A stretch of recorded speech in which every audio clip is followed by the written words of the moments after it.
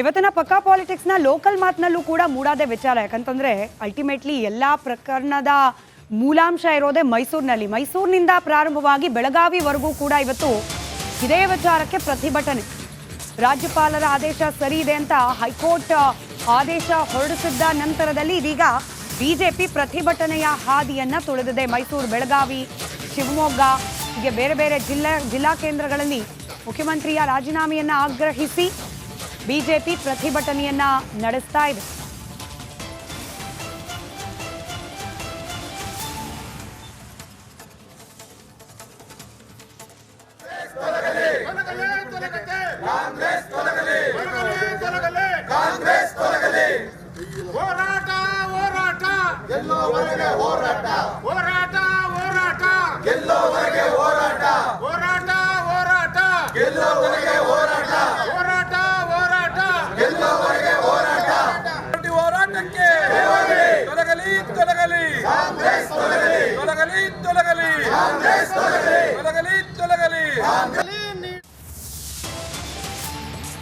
ತನಿಖೆಗಷ್ಟೇ ಆದೇಶ, ಪ್ರಾಸಿಕ್ಯೂಷನ್ಗೆ ಅಲ್ಲ.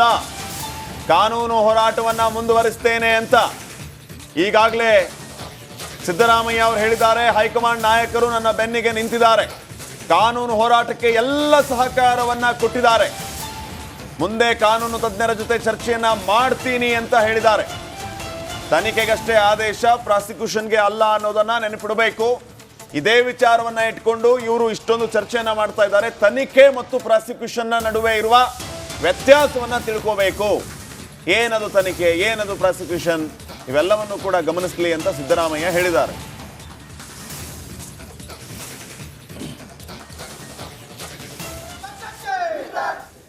ಮೇಲೆ ಯಾವ ರೀತಿ ಹೋರಾಟ ಮಾಡಬೇಕು ಅಂತೇಳಿ ಕಾನೂನು ತಜ್ಞರ ಜೊತೆ ಚರ್ಚೆ ಮಾಡ್ತೀನಿ. ಇದ್ರ ಮೇಲೆ ಯಾವ ರೀತಿ ಹೋರಾಟ ಮಾಡಬೇಕು ಅಂತೇಳಿ ಕಾನೂನು ತಜ್ಞರ ಜೊತೆ ಚರ್ಚೆ ಮಾಡ್ತೀನಿ. ಇದ್ರ ಮೇಲೆ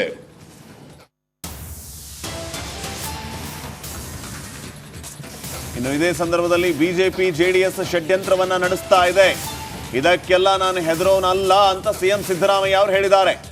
ಯಾರು ಏನೇ ಷಡ್ಯಂತ್ರ ಮಾಡಿದ್ರು ನಾನು ತಲೆನೇ ಕೆಡಿಸ್ಕೊಳ್ಳಲ್ಲ, ನಾನು ಇದಕ್ಕೆ ತಲೆನೇ ಕೆಡಿಸ್ಕೊಳ್ಳಲ್ಲ, ನಾನು ಜಗ್ಗೋದು ಇಲ್ಲ, ಬಗ್ಗೋದು ಇಲ್ಲ ಅಂತ ಹೇಳಿದ್ದಾರೆ. ಕಾರಣ ಪಕ್ಷದ ನಾಯಕರು ನನ್ನ ಜೊತೆ ಇದ್ದಾರೆ, ಮಂತ್ರಿಮಂಡಲ ನನ್ನ ಜೊತೆಗಿದೆ ಅಂತ ಸಿಎಂ ಸಿದ್ದರಾಮಯ್ಯ ಅವರು ಹೇಳಿದ್ದಾರೆ. ಬಿಜೆಪಿ ಜೆಡಿಎಸ್ನ ಷಡ್ಯಂತ್ರದ ವಿರುದ್ಧವೂ ಅವರು ಹರಿಹಾಯ್ದಿದ್ದಾರೆ. ಇದಕ್ಕೆಲ್ಲ ನಾನು ಹೆದರೋನೇ ಅಲ್ಲ ಅಂತ ಸಿಎಂ ಸಿದ್ದರಾಮಯ್ಯ ಅವರು ಹೇಳಿದ್ದಾರೆ. ಜನರ ಆಶೀರ್ವಾದ ನನ್ನ ಮೇಲೆ ಇದೆ, ಹೈಕಮಾಂಡ್, ಪಕ್ಷದ ನಾಯಕರು, ಮಂತ್ರಿಮಂಡಲ ನನ್ನ ಜೊತೆಗಿದೆ, ನಾನ್ಯಾಕ್ರಿ ಹೆದರ್ಲಿ ಅಂತ ಸಿಎಂ ಅವರು ಹೇಳಿದ್ದಾರೆ. ನಾವು ಬಿಜೆಪಿಯವರು ಮತ್ತು ಜೆಡಿಎಸ್ನವರು ಈ ಕಾನ್ಸ್ಪಿರಸಿಗೆ ಎದುರ್ಕೊಳ್ಳಲ್ಲ. ನಾನು ಯಾವತ್ತೂ ಕೂಡ ಇವ್ರ ಸಂಚು, ಒಳ ಸಂಚು, ರಾಜಭವನ ದುರುಪಯೋಗ, ದುರ್ಬಳಕೆ, ಇದಕ್ಕೆಲ್ಲ ಎದುರ್ಕೊಳ್ಳಲ್ಲ ನಾವು. ಯಾಕಂದ್ರೆ ಕರ್ನಾಟಕದ ಜನ ನಮ್ಮ ಪಾರ್ಟಿ ಮತ್ತು ನಮ್ಮ ಜೊತೆಯಲ್ಲಿ ಇದ್ದಾರೆ. ಜನರ ಆಶೀರ್ವಾದ ನಮ್ಮ ಮೇಲಿದೆ. ನನ್ನ ಜೊತೆಯಲ್ಲಿ ನಮ್ಮ ಎಲ್ಲ ಮಿನಿಸ್ಟ್ರಿಗಳು, ಇನ್ಕ್ಲೂಡಿಂಗ್ ಡೆಪ್ಟಿ ಚೀಫ್ ಮಿನಿಸ್ಟರ್, MLAಗಳು, ಪಾರ್ಟಿ ಮುಖಂಡರುಗಳು, ಪಾರ್ಟಿ ಕಾರ್ಯಕರ್ತರು ಮತ್ತು ಹೈಕಮಾಂಡ್ ಎಲ್ಲರೂ ಕೂಡ ನನ್ನ ಜೊತೆ ಇದ್ದಾರೆ. ಮತ್ತು ಕಾನೂನು ಹೋರಾಟ ಮುಂದುವರಿಸಲಿಕ್ಕೆ ಎಲ್ಲ ರೀತಿಯ ಸಹಕಾರವನ್ನು ಹೈಕಮಾಂಡ್ ಕೊಡ್ತಾರೆ. ನಾವು ಬಿಜೆಪಿಯವರು ಮತ್ತು ಜೆಡಿಎಸ್ನವರ ಈ ಕಾನ್ಸ್ಪಿರಸಿಗೆ ಎದುರ್ಕೊಳ್ಳಲ್ಲ. ನಾನು ಯಾವತ್ತೂ ಕೂಡ ಇವ್ರ ಸಂಚು, ಒಳ ಸಂಚು, ರಾಜಭವನ ದುರುಪಯೋಗ, ದುರ್ಬಳಕೆ, ಇದಕ್ಕೆಲ್ಲ ಎದುರ್ಕೊಳ್ಳಲ್ಲ ನಾವು.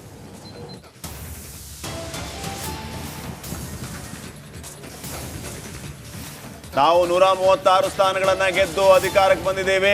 ಬಿಜೆಪಿ ಆಪರೇಷನ್ ಕಮಲಕ್ಕೆ ಯತ್ನ ಮಾಡಿದೆ. ಸಿದ್ದರಾಮಯ್ಯ ಅವರು ಮತ್ತೆ ವಾಗ್ದಾಳಿಯನ್ನ ಮುಂದುವರಿಸಿದ್ದಾರೆ. ನಮ್ಮ MLAಗಳನ್ನ ಕೊಂಡ್ಕೊಳ್ಳೋದಕ್ಕೆ ಭಾರಿ ಪ್ರಯತ್ನ ಬಿಜೆಪಿಯಿಂದ ಆಗಿದೆ, ಆದರೆ ನಮ್ಮ ಶಾಸಕರು ದುಡ್ಡಿನ ಆಸೆಗೆ ಬಿದ್ದಿಲ್ಲ. ನಾವು 136 ಸ್ಥಾನ ಗೆದ್ದಿದ್ದೀವ್ರಿ. ಬೇರೆಯವ್ರ ತರ ದುಡ್ಡು ಕೊಟ್ಟು ಶಾಸಕರನ್ನ ಖರೀದಿ ಮಾಡುವ ಕೆಲಸವನ್ನ ಮಾಡಿಲ್ಲ. ಬಿಜೆಪಿ ಆಪರೇಷನ್ ಮಾಡೋದಕ್ಕೆ ಭಾರಿ ಪ್ರಯತ್ನ ಮಾಡ್ತು, ಆದ್ರೆ ನಮ್ಮ MLAಗಳು ದುಡ್ಡಿಗೆ ಬಿಕ್ರಿ ಆಗೋರಲ್ಲ. ಇದು ಸಿಎಂ ಸಿದ್ದರಾಮಯ್ಯ ಅವರ ಮಾತು. ಬಿಜೆಪಿಯ ವಿರುದ್ಧ ಮತ್ತೆ ಯಥಾವತ್ ತಮ್ಮ ವಾಗ್ದಾಳಿಯನ್ನ ಮುಂದುವರೆಸಿದ್ದಾರೆ. ಇಡೀ ದೇಶದಲ್ಲಿ ಮಾಡಿದ ರೀತಿಯಲ್ಲೇ ಕರ್ನಾಟಕದಲ್ಲೂ ಕೂಡ ಕಾಂಗ್ರೆಸ್ ಸರ್ಕಾರವನ್ನು ಅಲುಗಾಡಿಸಬೇಕು, ಕಪ್ಪು ಮಸಿ ಬೆಳೀಬೇಕು, ನಮ್ಮ ಸರ್ಕಾರಕ್ಕೆ ಕೆಟ್ಟ ಹೆಸರು ತರಬೇಕು ಅಂತೇಳಿ ಪ್ರಯತ್ನಗಳನ್ನು ಮಾಡ್ತಾ ಇದ್ದಾರೆ, ಸಂಚುಗಳನ್ನು ಮಾಡ್ತಾ ಇದ್ದಾರೆ.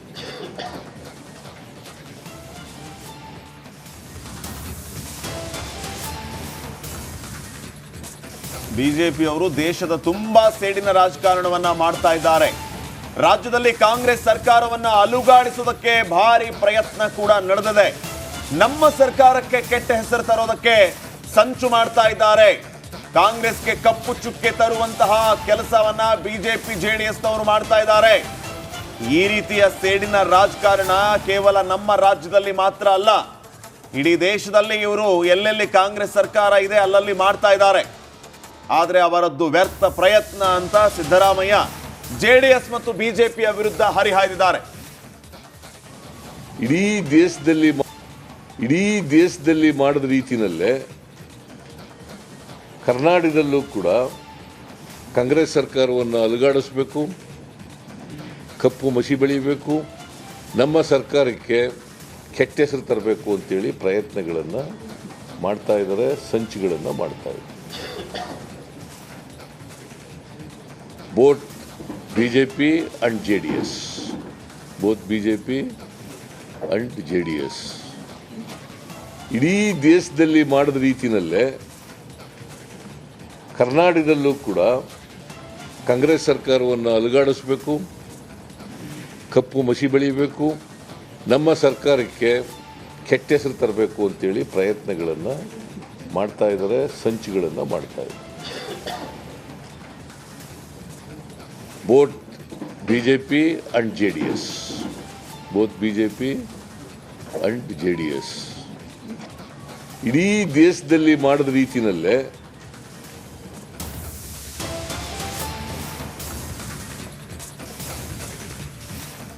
ರಾಜೀನಾಮೆ ಬಗ್ಗೆ ಕೇಳಲ್ಲ ಅಂತ ಕುಮಾರಸ್ವಾಮಿ ಅವರಿಗೂ ಟಾಂಗ್ ಕೊಟ್ಟಿದ್ದಾರೆ. ಕಾರಣ HD ಕುಮಾರಸ್ವಾಮಿ ಅವರು ರಾಜೀನಾಮೆಯನ್ನ ಕೊಟ್ಟಿದ್ರಾ ಅಂತ ಸಿದ್ದರಾಮಯ್ಯ ಅವರು ಪ್ರಶ್ನೆಯನ್ನ ಮಾಡಿದ್ದಾರೆ. ಮೊದಲು ಅವರು ರಾಜೀನಾಮೆಯನ್ನ ಕೊಡಲಿ, ನಂತರ ನಮ್ಮ ಬಗ್ಗೆ ಕೇಳಿ, ಏನ್ ನೈತಿಕತೆ ಇದೆ ಅವ್ರ ಬಗ್ಗೆ ಮಾತಾಡೋದಕ್ಕೆ, ಅದರ ಬಗ್ಗೆ ಅಂತ ಅವರು ಮಾತಾಡಿರೋದು. ಇದೇ ಸಂದರ್ಭದಲ್ಲಿ ರಾಜೀನಾಮೆ ವಿಚಾರ ಪ್ರಸ್ತಾಪ ಆದಾಗ ಕೇಂದ್ರ ಸಚಿವ ಕುಮಾರಸ್ವಾಮಿ ಅವರ ವಿರುದ್ಧ ಈ ರೀತಿ ಹರಿಹಾಯ್ದಿದ್ದಾರೆ. ಇಟ್ ಈಸ್ ಓನ್ಲಿ ಎಂಕ್ವೈರಿ ಮಾಡಿ ಅಂತ ಹೇಳಿರೋದು ಅಲ್ವಾ?